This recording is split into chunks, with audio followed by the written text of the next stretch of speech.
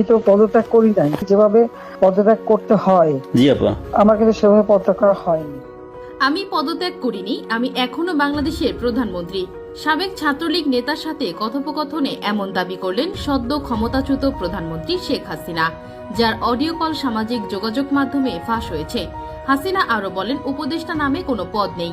সংবিধান অনুযায়ী তাদের দায়িত্ব গ্রহণ বৈধ নয়, আর সংবিধান অনুযায়ী পদত্যাগ না করা এখনও তিনি দেশের প্রধানমন্ত্রী।